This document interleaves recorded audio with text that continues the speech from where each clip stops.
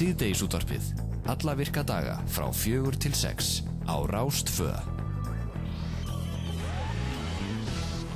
Komið heil og sæl, síðdegisútvarpið heilsar mánudaginn 11. apríl.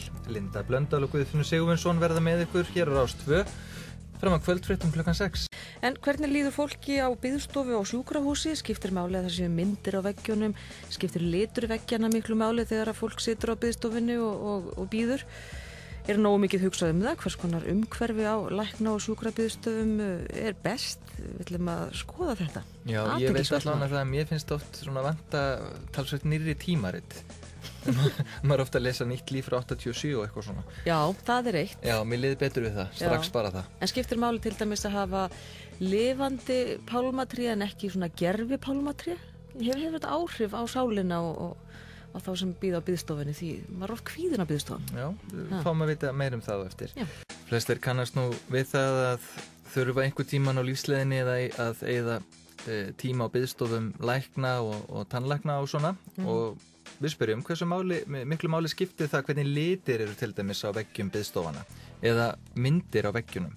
Í dag voru niðurstöður nýrra rannsóknar þetta kynntar en rannsóknin var gerð í samstarfi við Landspítala Háskólasjúkrahús en það eru samtökin Umhverfi og Vellíðan sem að hafa síðastliðin 2 ár í samstarfi við spítalan unnið að rannsókn á áhrifum umhverfis á líðan sjúklinga. Já, það var merkilegt. En þau eru sest hér Auður í Ottesen, formar Umhverfis og Vellíðunar sem kynnti tildrögu verkefnisins í dag og er nú líka vel þekkt sem plöntugúrú mikill og Páll Jakob Líndal, doktorsnemi í umhverfisálfræði við Háskólann í Sydney, Ástralíu og Jakob skýrði sem sé áðan frá niðurstöðunum og framhaldinu. Verðið velkomin. Takk fyrir það. Ansi frumleg rannsókn þetta og kannski byrja bara að tala um þann stað sem þið tókuð út. Þið tókuð út eitt stað svona til að byrja með. Já, það er ég. Hvaða staður var það og hvernig gerðu þið það? Sko, við byrjum, þessi rannsókn hún snerist það að kanna umhverfi á biðstofu, dag- og göngudeildar krabbameinslækninga á Landspítalanum við Hringbraut.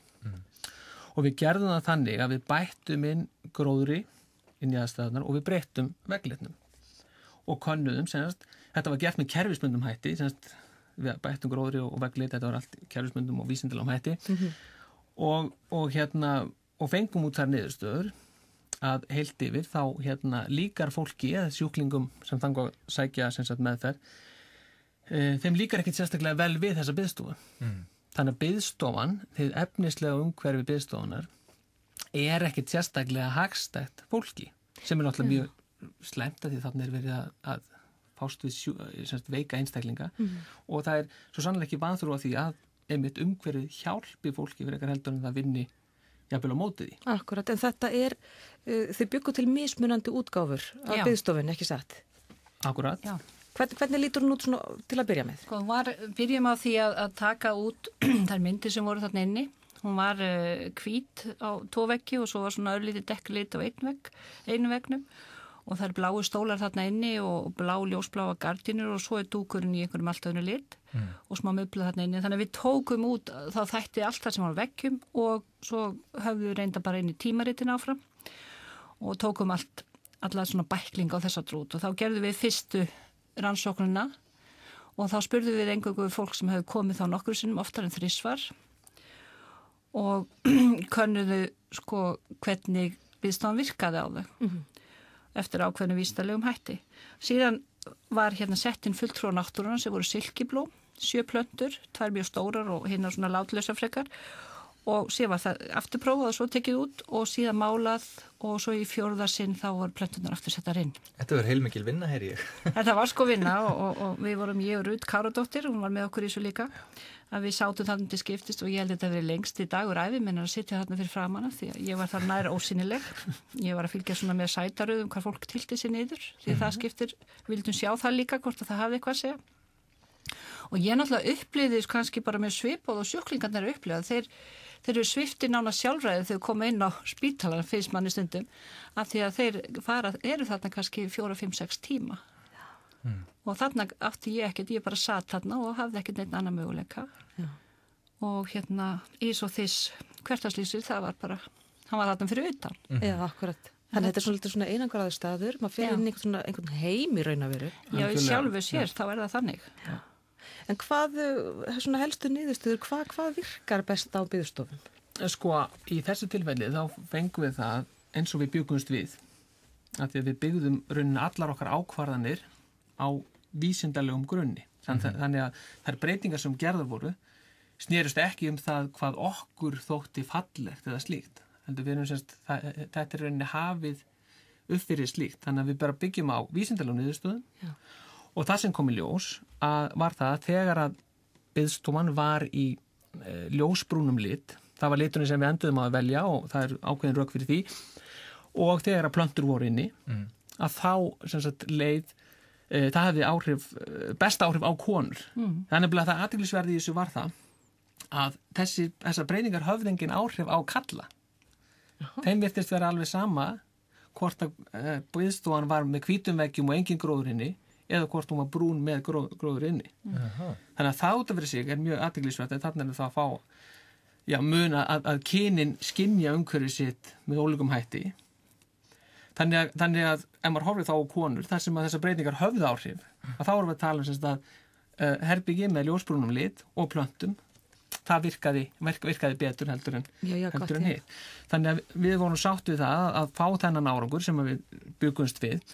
En það sem er kannski má bæta við þetta er að sko umhverfið er í rauninni svo óhagstætt að þegar að gróðurinn var ekki inni og veggirnir voru hvítir, þá gáfu konur þessari biðstofu 4,1 af 10 mögulegum í einkunn, sem er náttúrulega fallengun. Í menntaskóla væri það fallengun. Það skoraði ekki hátt. Með því að bæta þessu inn í og í gróðurinn og breyta litnum, að þá hækkaði þetta skor upp í 5,5. Við erum ennþá að tala frekar lág einkunn, en við erum að tala samt umtalsverðan mun og tölfræðilega margtakan mun í þessu. En hvað með myndir á veggjum? Þú veist, myndefnið og svoleiðis? Við tókum það ekki fyrir þessari rannsókn, en við erum búin að óska eftir því að fá að halda áfram og taka það aðra þætti, af því það er að vera skora undir 6 er náttúrulega lítið og maður vil náttúrulega helst komast upp í 8. Það er svo margir þættir sem skipta þannig máli, en myndi geta einmitt skipt tölverðu máli og það hefur verið sýnt í rannsóknum.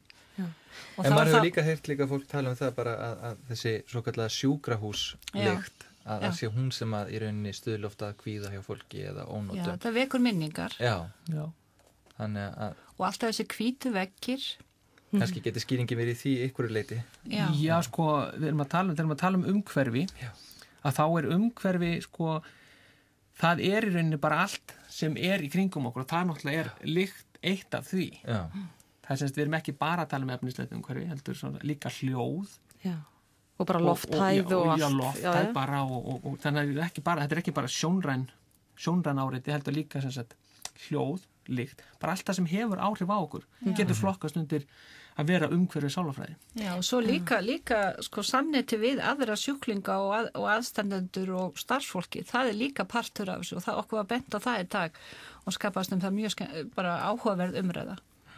En tókuðu eitthvað út þetta með tímaritinu sem ég nefndi hérna í inngangi maður heyrir margir kvartanda því að tímaritin eru ekki úrelt, þau eru bara nánast fornmiðnjar eða eitthvað. Já, það er en ég er nú að gefa út tímarit sjálf og hérna það er bara gjarna þannig á biðstofum við erum að dreifa tímaritunum og svo hefur einhver samband við mig og segir ég tók hérna eitt tímarit á biðstofu þannig að þessi nýjustu hverfa oft bara svona í töskur sko, sem er bara vissuleiti jákvætt en það er bara þyrft að vera einhver svona bakhjarl fyrir þessar stofnanir sem að gæfu tímariti, einhver sjóður því þetta er svolítið sem fólki kvartar yfir, en það er líka sko að horfa á landslagsmyndir að horfa á ákveðna hluti það hérna gefur manni líka svolítið að velja og það er nú kannski ekki alveg sama hvað raunin þú ert að lesa, það er áreiti náttúrulega að sitja og lesa en tímariti skiptar svolítið miklu máli, að hafa eitthvað við að vera.